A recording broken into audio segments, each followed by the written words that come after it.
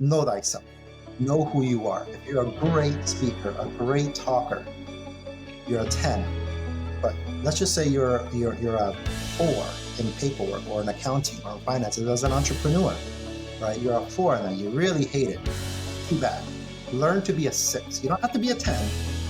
You don't have to be a 10 in every single subject, in accounting and sales and management and the warehouse and every single aspect. That's when you're trying to wear too many hats and that's when you fail. But if you know you're good at one thing, whatever that one thing is, fail in this example. Be a 10. Study to be a 20 if you can, because that's what you're good at. Learn if you're a 4 in accounting. Learn to be a 6 so you're not ignorant.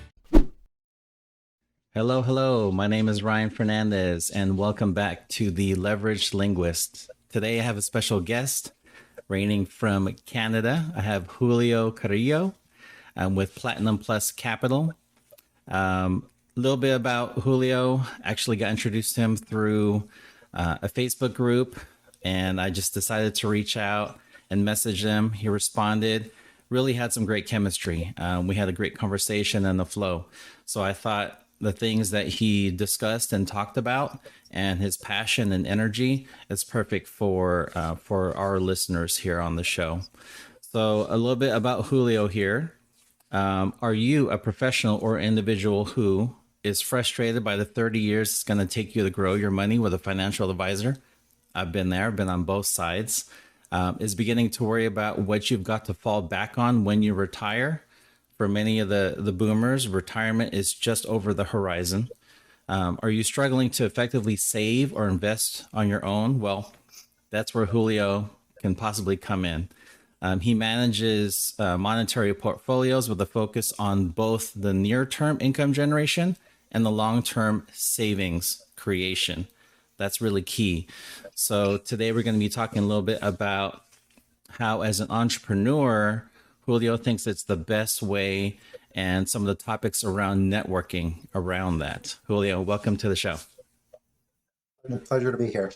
Awesome. So you are currently in Canada, but came from San Diego. So tell me, why the move such a drastic, and not within the US, you moved to a totally, completely different country?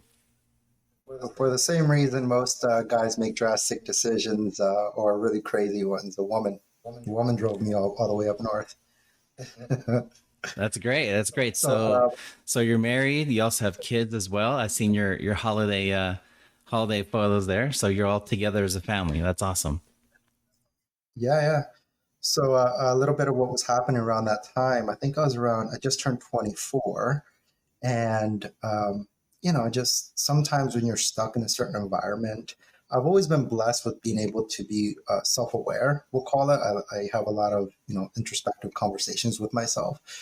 And I think the comment would be, you just get sick and tired of being sick and tired. So I was just tired of the same circle I was in, same circle of friends, same circle of issues that were going on in my life. And I thought maybe just changing the area, changing my environment would be what was needed. And that's where, I was already dating back then my girlfriend, now wife, and she just said, come to Canada. Wow. And I said, okay. Wow. That's a really drastic thing to do. I know it can be tough to cut ties, especially with people that you've known for such a long time. But it sounds like you felt a need to make a drastic change in order to make things, happen for your future. Absolutely. Sometimes we have to make those uncomfortable decisions to really get out of our, to grow. And I'm not going to say it was easy, because coming to Canada was challenging. It was just a whole nother environment. I think it struck more home when you're just walking, and instead of seeing an American flag on top of schools or churches or, buildings, it's something completely different. It's just a flag with a red flag with a maple leaf on it, and it's just, you're not home anymore. Right. Well, I think no matter what, California, Southern California is always going to be your home.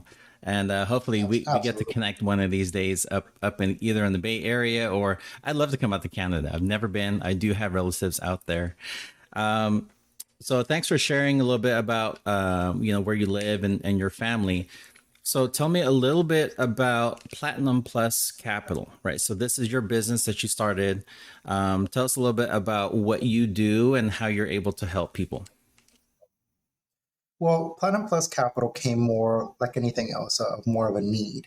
So at that time, I was actually had my own contracting company, not construction, but it was contracting. We specialized in hygienic wall panels.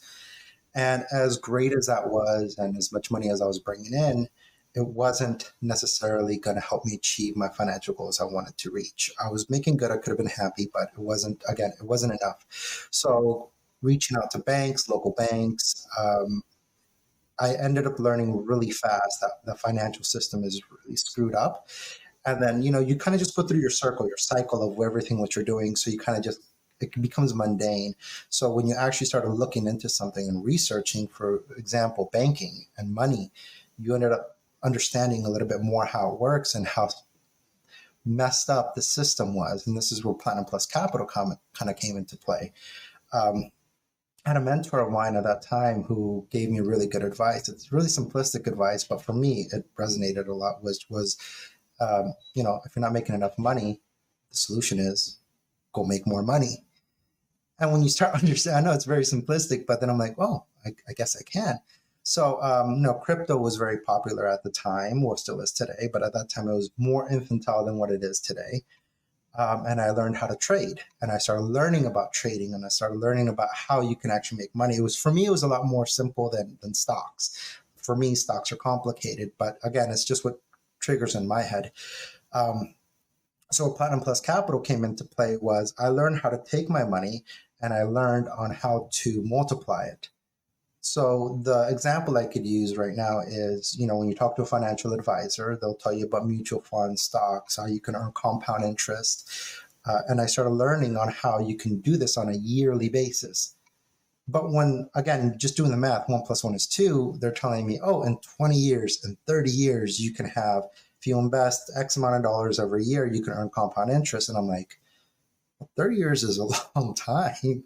30 years, I'm going to be, 66? I'm almost 70. You tell me, no.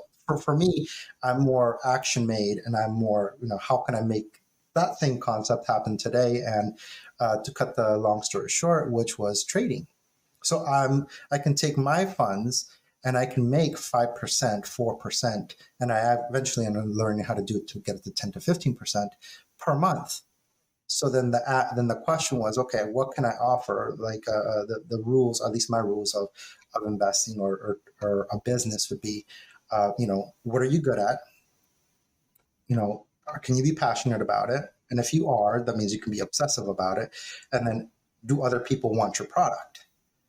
So all these things kind of made sense for me. As a lot of people would want my product, because a lot of people want to make money, and I have an obsessive personality already, and I love money. I mean, I like making it, I like spending it. So the whole thing was, it kind of boiled down, my formula was, can I help other people? And the main problem was not making money. The problem was education. So Platinum Plus Capital was created for having a platform for e-learning, meaning that, some of the most basic things, which is budgeting. Are you overspending on your rent or on your mortgage? Are you overspending on Starbucks coffees or wherever you buy your coffee from? Could you make it at home? Just little things like that go a long way. And then after that is, how can you make your money work for you? And that's the whole thing. We're very traditional in the sense that we take our time in exchange for money.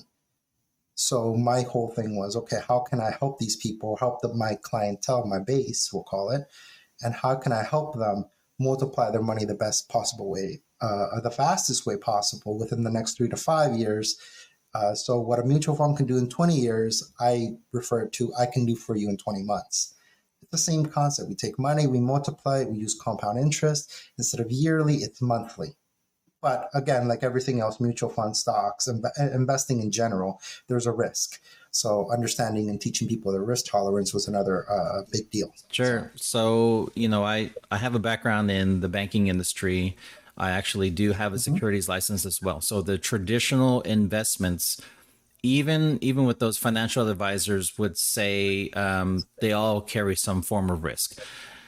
I would even Mhm. dare to say that products that are guaranteed by the federal government, the FDIC, still Mhm. inherently has the minimal amount of risk, although a lot of people feel that the government it's backed so that it's safe. So what would you say to other financial advisors that have typically, suggested traditional investments as still better or safer than crypto, which is still very new, but it's now Mhm. a buzzword. People have heard of crypto, right? So, what would you say to investors? I'm sorry, financial advisors that say crypto, they're still really uncertain about it. Well, there's almost two answers to that. Like for me, I know plenty of financial advisors who are just looking for the commission, because they have to make money. Everybody has to make money one way or another.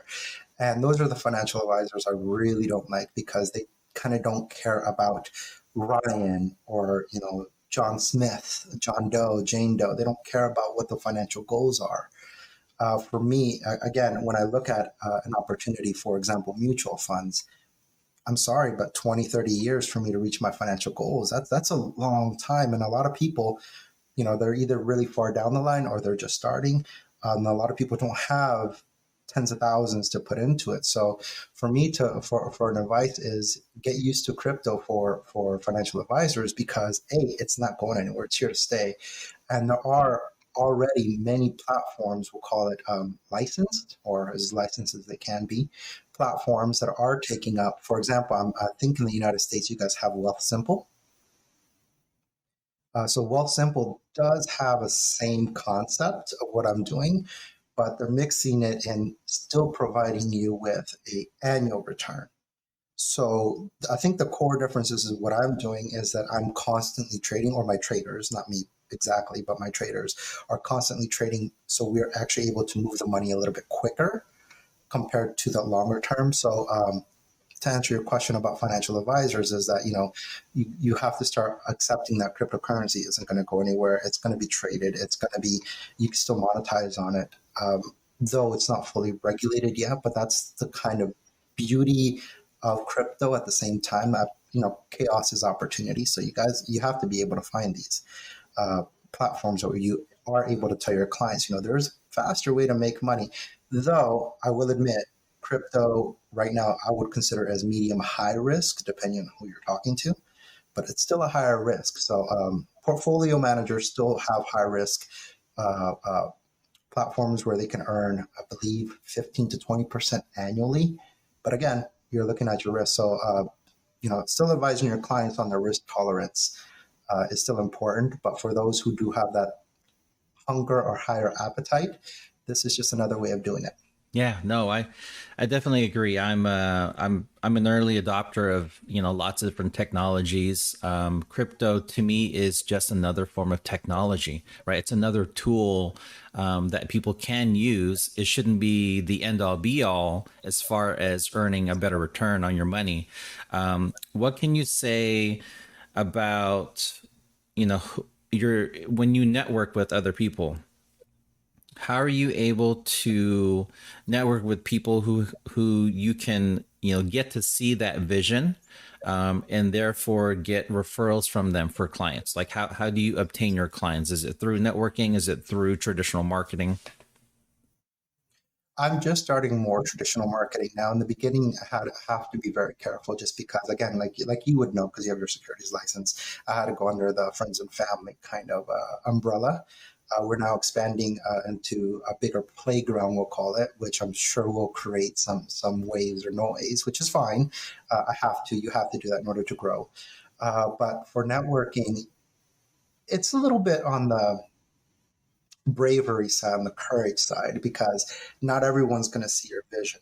Not everyone's going to understand it. There's a lot of crypto haters out there, and there's a lot of people who are just really stuck on traditional. And I think those are the people that actually are more not dangerous, that are more um, in line with failure because again, in order to be a good trader, this is a really strong concept. In order to be a good trader or someone who's really good with money, you really have to be really disciplined on taking emotion out of it, because money is just a tool. So you have to take the emotion out of your trades. You have to take the emotion out of the platform. The only things that matter are historical returns. Has this platform had returns before in the past? What is their likelihood of failing? What is the risk level? Like you got to take those facts and analyze that and take a lot of emotion. But being human, we have a lot of emotions, and being in business, or people who are really confident in something, there's a lot of pride that takes into their product. So if they don't believe in it and they don't want to hear you, trust me, you're not going to get through to it. You're not going to get through to them. But there's always someone who wants to buy. There's always someone who wants to listen to what you have. There's always a person who wants to listen to your opinion. Those are the people you want to work with, because they're the most likely going to be the ones that take the risk on you anyways. So Sure. Let's go back to the education piece, right? yeah, I am also the type of person that builds relationships first, because everyone's heard that saying, you do business with those that you know, like, and trust. I really believe that doing just a transaction, and I've been sort of forced into some, transactional selling in the past, and it didn't sit well with me. I didn't feel good at the end of the day. But feeling downward pressure from corporate America, you got to hit numbers, you got to hit your goals. You did sales today, great. What about tomorrow? Right? You can't rest on your laurels. For me, I really felt like building a relationship plants the seed, so that it makes it easier for you to build relationships with those that they refer to you, right? It compounds. Your story, of how your client was treated, it goes such a long way, right? Think of Amazon. When you when you're doing research and trying to buy something, what's the first thing you look at? You look at the reviews.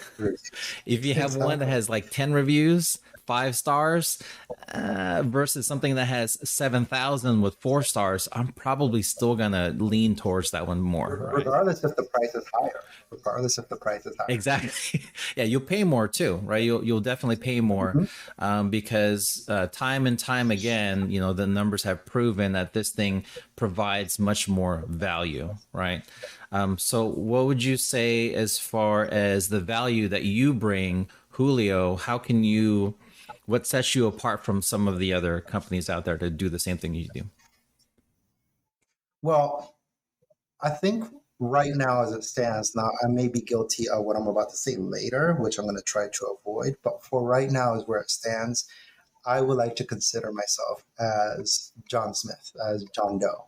I know what it's like being the customer of looking for a solution for financial freedom, for investments, for trying to grow my wealth, trying to grow my money. I would consider myself the average person. I haven't hit the financial goals I want to yet, but being an entrepreneur, I believe I found something that will work and will work for many people. So to build that trust, I believe I know what I'm talking about. I genuinely care about my clients. I'm not saying I'm not going to care for them in the future, but as we know, as we grow, there's that connection between running your business and running day-to-day operations. For right now, I'm very heavily involved in every aspect of what I do. So, for example, I got a few hundred clients right now. Every single one of them has my cell phone number, obviously my email number. They can call me, text me, message me, WhatsApp, whatever, send a pigeon. I'm going to respond. And my goal is to respond within 24 hours of that message. Obviously, if it's a bigger question, then it might take a little bit more time, but you're going to get a message saying, hey, received it, give me a minute, I'll respond, or I'll respond in a few hours or whatever, but you're going to get a response from me. So the direct access to me is what sets me apart. I'm hoping in the future I'm going to be able to have more agents or more people working for me where they'll have direct access to them more compared to me. But nonetheless, communication, and when you're dealing with people's money, it's almost 99% all about trust, because people have to believe in what you do and have to believe that you're making money with them. Mm-hmm. Absolutely. Yeah, no, trust is key. And I think it's even harder in this day and age, because a lot of times we can't shake hands face to face. I've always been traditional, as far as meeting with people at your place of business or meeting with them for coffee. with technology and with, I don't want to say the pandemic necessarily, but it is what it is, right? And with technology, there's so many ways to do business now. I still feel it's missing that human touch, although we get pretty close Yeah, to it, right? With Zoom and yeah. everything. So you've proven, with several hundred clients. I mean, are you meeting with all of these clients, these 1 to 200 clients face to face, or is some of them virtual too? Honestly, so I'm traditional in that sense. There's 1,000 sales gurus, there's 1,000 people who tell you how to run a business, online, offline, whatever. I'm very traditional in the sense of I personally like to do, whether it's a Zoom call or face to face, I personally like to keep that element because in sales, it's not as an AI or an algorithm that you can just figure out. For me, as for my own technique or my own strategy, I like to be able to engage with that type of energy. I have to know whether, hey, is this person being genuine, or is this person lying, or is this person not even interested? So I personally like to meet with all my clients. That's why I give them that personal access because, again, in a sales way, I'm giving them that emotion that, hey, I do care because genuinely I do. I've been stuck. I've been as an entrepreneur. It's not always high moments of I'm winning every single day. No, I actually have a lot more lows than anything. So understanding that pain, the frustration, the sick and tired of being sick and tired kind of concept, I've been there. So the traditional sense of me says I still want to meet with my clients. I still want that personal engagement. And once I grow to a certain part where I feel like I'm losing that, I I'm already trying to like preemptively thinking of how can I still keep my customer engagement while it's still somewhat personalized, whether it's through in live events. If I see a big like for example, two of my biggest clientele are in Latin America and locally here in Vancouver. I'm not saying I don't have US clients or other clients in other places. Of course I do, but we'll call it my main focus, my main customer base is here in Vancouver and in Latin America. So I would think I would throw an event here locally to still try to engage, to still try to have that public access to the people who are entrusting me with their finances. Yeah, it as the world opens up, and I think it already has, right? I see more and more events starting to happen and take place in person. Although the Mm-hmm. cases are rising, I think again in the world, there are definitely a lot more people who feel more comfortable with meeting in person and doing networking events and attending concerts and shows. It just shows the need for human contact and Absolutely. connection, right? And I think you even mentioned energy, right? It's Yeah. Yeah. sometimes it doesn't really translate well over digital and virtual means. Although I think everyone's trying to do better in that regard.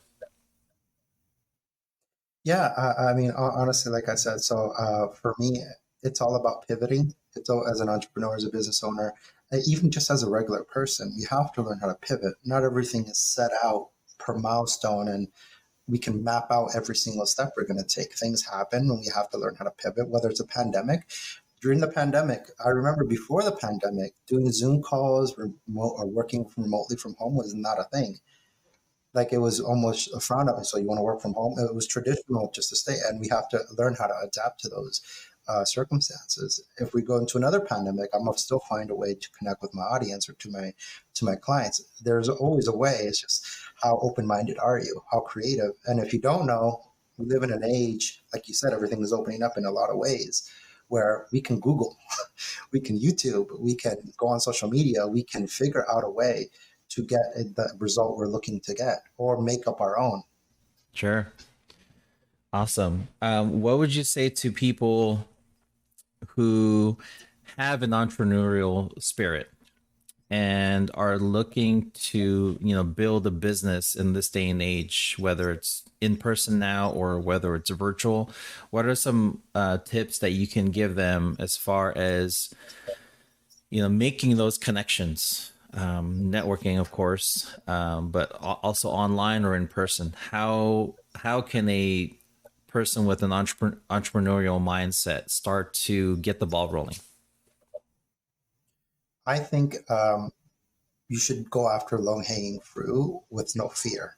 And when I say that is, you'll be shocked at the amount of people around you, 3 degrees of separation. You'll be shocked at the people around you who are more than willing to help and at the same time who are not willing to help. But when I say no fear, it means you can talk to competitors. Really, you could really talk to your main competitors and build and establish a relationship with them. Just don't be afraid. I mean, what's really the worst that's going to happen? A, they're always going to be your competitor. B, the worst is going to tell you to bugger off. That's it. What's the best scenario? You can actually establish a partnership with someone who's already established. That's one of the key strategies that I used during my first business is I went literally to all my competitors and say, wow, there's only 5 of us. Why do we need to compete? Let's work together. Let's figure it out. How could I not step on your toes? And this is how you won't step on mine. And, again, hearing that no aspect can be very scary, but at the same time, once you know that that's literally the worst that can happen, or going to Ryan and telling him about my product, and he says, yeah, I'm not interested. Okay, move on to the next one. You're the star of your own movie, you're the author of your own book. The only person's vision or perspective that matters is yours because you're the one who's seen it. It's your eyes. So, write it. Don't be scared. Go out there, network. If you can't figure out how to network, again, Google, YouTube, Facebook. There's someone out there who can give you the right information. There's someone out there who can talk to you, speak your language, who can resonate with you, gone through your experiences. There's someone out there, whether it's me, whether it's Ryan, whether it's other podcasts, it doesn't matter. There's someone out there who can hear you. So go out there and just really don't be afraid to talk. I've been at networking events where it can be scary, just sitting there in the corner with your coffee, and not knowing, well, who should I talk to? Take the first step. Everyone is there to do what you're trying to do, you know? So there's no difference. So it's about getting out of your own mindset and getting out of your own fear. Uh, and that goes for everything. Once you learn to not be afraid, to learn that all these people are probably trying to achieve the same thing you are, and just as scared as you are, it becomes very easy. Enough knows makes you very comfortable. It almost sounds like it's a learning experience, right? How to network Absolutely. is a learning experience. Are there things that you can recommend to do when you're first starting out networking? For example, Oh, absolutely. should you Absolutely. should you put in some training or education, like looking on YouTube, or could it be a coach or a mentor that people can look for? Well, coaches and mentors are without a doubt the most essential things you could possibly have because if your question is around entrepreneurs or business owners, people just starting out, there's no book, there's no guru, there's no form or education that can get you out of that comfort zone because that's a personal thing, that's a personal feeling. What I'm afraid of today could be completely different from what Ryan's afraid of, right? So one of the things, or at least one of the things I started out with, because as outgoing or as extroverted as I can be, there's still that insecurity. Everyone has it. I don't care how good you are. You learn how to get better at it, but you still have it. So one of the things I did was I called up a friend who did more events than me and was already kind of experienced. And I just said, hey, man, let me tag along. And I tagged along and, you get introduced and you start learning the ropes a little bit. And, worst case, you just take your power buddy with you and just say, hey, man, I'm going to a networking event.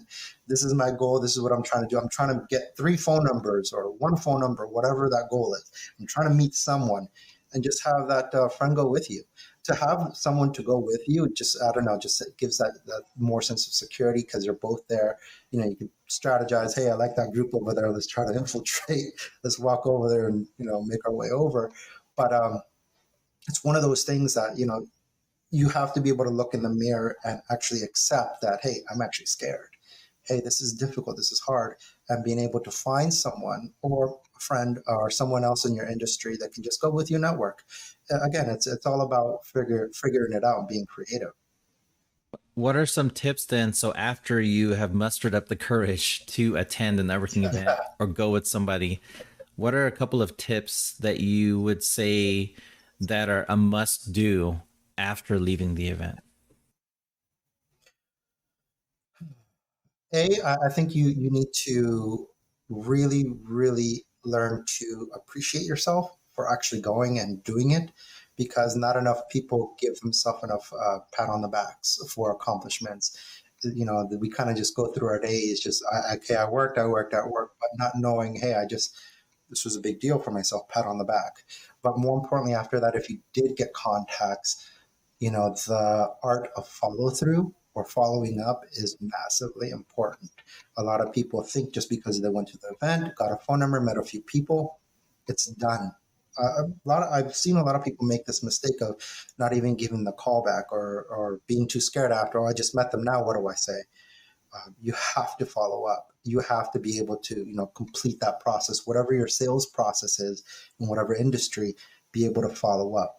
And then, you know, eventually start creating your goals of, okay, I'm coming to this event with the sole purpose of meeting 50 people, 10 people, or meeting these specific people. So eventually it just becomes narrowing down your clients and being able to go to these events and actually accomplishing more by doing less, if that makes sense, by going out to these places and seeing who my actual people are that I need to talk to.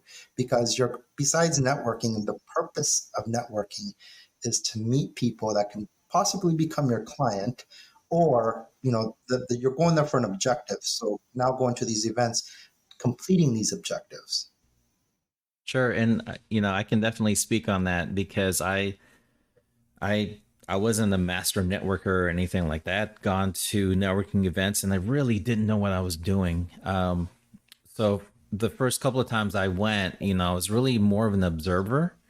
I Mm-hmm, wasn't an extrovert. I wasn't introverted either. I was somewhere in the middle, right? I knew how to mm-hmm. talk to people, but I went there without having a goal, like an objective, like you mentioned. And just observing people talk in a group, and you could just see when someone's like completely uninterested, or it's really a lopsided Absolutely. conversation, right? One person's doing all the talking and they never invite a conversation. It wasn't a dialogue, it was more of a monologue. After I went Yeah. to a couple more, then I finally realized, okay, it makes sense if I strategically go in with a goal in mind. Like you said, talk Mm-hmm. to X many people, talk or grab so many business cards, and then the afterwards, the follow through is really key, right? You made your impression. That person may or may not have liked you, but what are you going to do after? You're going to maintain that connection, because it just doesn't happen there. It happens really, I think, offsite. It happens away from the networking, and it's the phone calls and the texts and emails that you do afterwards that really give you those additional opportunities in life. Yeah, authenticity is with that whole process is super important. I think in our last conversation, I told you, because I'm in sales. Well, to be in business, you kind of have to be in sales, in my opinion, to a certain degree. You may not have to be an expert, but you to have a business, you need clients. In order to clients, you need to sell something. You need to sell it, right? But the authenticity of that process is massive. Can either make or break you, because you just said right now, you've seen people that kind of go in there and they do their spiel or their talk, their elevator pitch, whatever it is, and you'll see that the other client or the person that they're talking to is more of a monologue. It's very lopsided. But I think that all has to do with the training or with how they're presenting themselves, the authenticity of it. We're human. Women are much better at it than we are in reading body language. They terminator that whole concept of it. But you still are, the more authentic you are, the less you try to sell, the more you are selling, because people are reading you, people are reading your body language. They can just tell, oh, they're not asking me a basic leading question, they're not asking me basic questions, they're actually engaging in a conversation. Eye contact, body language, the way you're standing, leaning, hunching, all of these things matter, right? And if you're in sales, I suggest, instead of looking at a guru, we'll call it, go take some psychology courses, go take some body language courses. All this is very important, to reading someone. If you're not naturally gifted that way, you can become, and just go educate yourself on your profession a lot better. And you'll find that that gets you a whole lot farther than memorizing your elevator pitch. Because as soon as you're done with that 30 seconds, they're going to ask you a real human question. And you got to answer it in a very human form, because if it comes off robotic or as scripted, For me personally, I'm uninterested. I don't care. Yeah. Yeah. No, that's huge, right? And I think that brings a degree of difficulty, right? So if Yeah. somebody, I can think of a profession, for example, like a CPA or an accountant, right? Where, a Hmm. lot of their work really is in the paperwork, right? It's the data, it's Yeah. the numbers. They take it and they have a analytic, logical mind, and they can make sense of those numbers. What's on the flip side of that is actually being able to communicate that to an actual person and what those numbers mean in the language that they can understand, right? So, do you have any tips for those who are a lot more introverted, and how are they able to network as a business owner, as an entrepreneur? That's a really good question. And I think the way that's better answered is to look in the mirror. As let's just use the CPA as an example, because I agree, a lot of CPAs or a lot of people who are more driven in paperwork, it's a little bit more challenging for them to be the salesperson, because sales is a little bit more different than paperwork, right? So, but on the same side, if you're really good at sales, there's a strong chance you're not really that great at that paperwork like a CPA would be. My opinion is know thyself, know who you are. If you're a great speaker, a great talker, you're a 10. But let's just say you're a 4 in paperwork or in accounting or in finances as an entrepreneur, right? You're a 4 and then you really hate it. Too bad. Learn to be a 6. You don't have to be a 10. You don't have to be a 10 in every single subject in accounting and sales and management and the warehouse and every single aspect. That's when you're trying to wear too many hats, and that's when you fail. But if you know you're good at one thing, whatever that one thing is, sales, and in this example, be a 10. Study to be a 20 if you can, because that's what you're good at. Learn if you're a 4 in accounting. Learn to be a 6 so you're not ignorant and you know what you're talking about. And then go higher the 10 in accounting. This is why we hire bookkeepers. This is why we hire accountants, because they're the 10. That's their profession. And we'll use the opposite example of the CPA who has his own business. You're not a 10 in sales. That's great, but you're a 10 in your business. Perfect. Let's go hire a 10 sales guy that can do that for you. Like when you wear too many hats and you try to be perfect at everything, that's when you're going to fail, or that's when it's doomed to fail. It's a ticking time bomb. But if you learn to accept it and you learn to know, I'm not a great sales guy, but I'm going to go hire Ryan because Ryan's a great sales guy and he's going to go find me my clients and do the talking and do the events, do his comfort zone.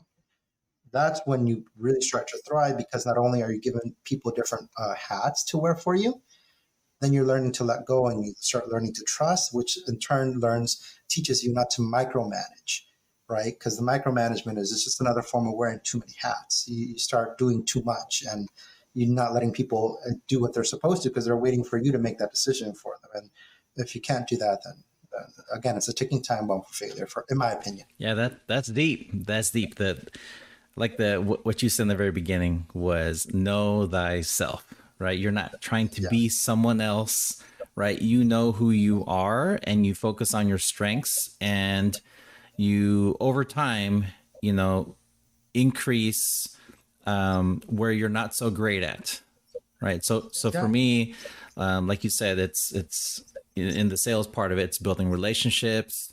I feel that I can read people fairly well and have engaging conversation with them. So for me, I learned to kind of step back and not talk so much, and I try to Mm-hmm. have a better listening aptitude, because you can get a lot of information that way. And for me, I love Absolutely. information. It's really what I base everything off of, based on what you've told me, X, Y, and Z, right? And it wasn't me that was telling them, the facts or whatever it is. It all came from them because that is their truth, right? And I have my own truth, and both of us put together, we can come to this sort of middle ground and find a place, Yeah. for commonality. Yeah. Wow, that I think that was pretty good. Right? Could probably make a little segment just from that. So kind of going back to your business, right? What would you say is sort of your ideal client, right? You mentioned there are some people that you love working with, and then there's others where it might not be such a great fit. So who would you say is really the ideal client for Platinum Plus? Well, I've noticed that I have two types of clients. I have the clients that actually have, we'll call it more than enough money, in the sense of, we'll say 10K plus in this case. They have that to put in, they have that because they want to grow it. They're not really looking for financial education. They're looking for the compound interest. They're looking because they want to make money, and that's it. So that's one type of client that I have. That works. But for me, because of a passion that I have, and of course I'll work with anybody for the most part. Just there's always a way to work with everybody. But um, the client that I really genuinely get the most joy from helping are the clients that, they are trying to. Remember growing up, my mom used to work three jobs. Very Latin household, we'll call it. She was a janitor. The spare time, she would collect cans. She would clean houses. She would do whatever she could to make an extra dollar, and it was never enough. So that's where like my heartstrings pull a little bit. I'm a big fan of being an underdog. So for those clients, for those people who are still hurting, but they can't afford $1,000, $10,000, $100,000, I'm looking to help those people. You know what? I can do it, and they're really genuinely looking to make a change. This is why we made our platform so accessible with a minimum of $50.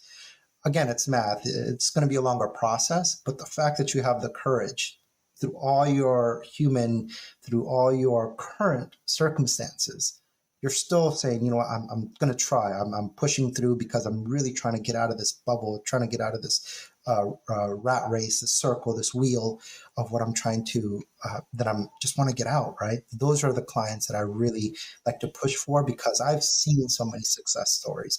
And you can almost attest, being in sales and being in business yourself, the most amount of millionaires are currently made today are self-made. The most amount of billionaires created today are self-made. You don't need the fancy education anymore. You just need the will. That's one of the most underrated things that people don't take into account. They think it's a book, but a book isn't going to give you will. A book isn't going to give you hunger. A book will educate you, yes, but it's not going to give you these very key elements. I call them 3 C's, which would be, you need to have the courage. That's step one, to be courageous. And I'm not talking about building a business. Courageous in the sense of wanting to change your current circumstances, right? And then after you have that courage to really know yourself. When I say know thyself, it was morely because there's only one person on this earth that will know what's really wrong, and that's you. You can have a conversation with yourself and be really honest. Whether you choose to accept it or not is one other story, but you know what the problem is. I spend too much on coffee. I have an addiction problem. Whatever the problem is, the problem. I lie. I procrastinate. The problem. Just have the courage to accept it, and that's okay, right? And then the second part is, you got to get creative, because there are obviously a lot of self-help books and a lot of people who can give you guidance, but you got to get creative on how to solve your problem, because you got the courage to understand the problem. If you understand the problem, now we can be creative in how to resolve the problem. And then the third thing is commitment, right? You got to be committed. You got to stay on that same path. If you made the choice to understand, you found out how to solve it, then you really have to be committed and maintaining it. And the same thing goes with your finance. If I have a client that says, you know what, Julio, don't have a lot of money. I got $100 I can spare every month, and that's it. You had the courage, got creative. You're going to figure out your $100 situation.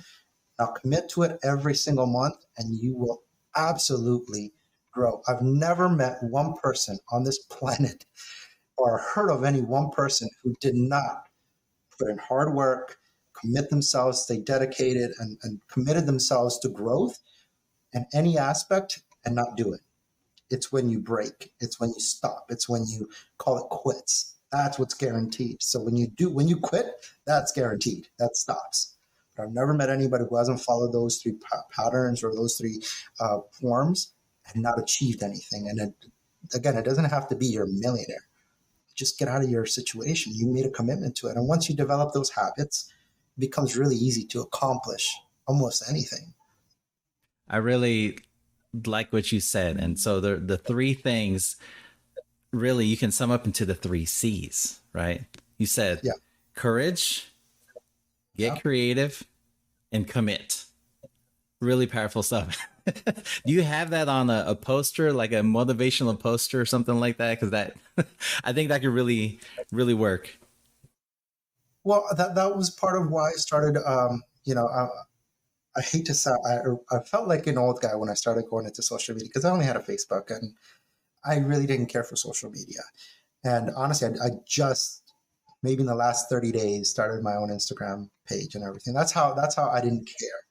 But again, that was part of the problem, we'll call it, because in order to really grow, if I really wanted to achieve the financial goals I wanted to achieve, which are pretty big, um, I really had to get out of my comfort zone. I really had to see what the problem was. Well, why can't I grow the way I want to grow? Well, it's because I don't have a big audience. So I really had to come and put all these things that do exactly what I just said right now. I had to get the courage to be like, okay, screw it. I'm going to put myself out there. That's courage. I was really insecure about that. And I'm not afraid to admit it. But then it was, okay, let's get creative. How am I going to do this? And I'm really trying there's nothing I'm going to say, in my opinion, there's nothing that's going to come out of my mouth that hasn't already been said by someone else. Right. It's just, how do I say it in a way that's going to resonate with your audience, Ryan, with someone else's audience, with the people who I'm trying to attract? No, so that's the creative part. And here comes the commitment part. I need to do podcasts. I need to put blogs. I need to do videos. I need to put content out there every single day and be committed to it. So, I'm trying to put those quotes out there. You've shared so much with our audience today. Lots of golden nuggets that I think people were really going to pick up on. And you say you just had started on social media. So where can people find you? On Instagram, you can find me at the real Julio Carrillo, and that's Carrillo because it's Spanish, so I've got to twirl those R's. And on LinkedIn, it's just Julio Carrillo. You'll be able to find me, or if not, you can just go to our website, platinumpluscapital.com. Awesome. Julio, thank you so much for joining us today. And I will put all of that information in the show notes. And please, if you're interested, reach out to Julio. If you liked this episode and you want to hear more like this, please like, subscribe, drop a comment in the comment box there, and we will catch you on the next episode.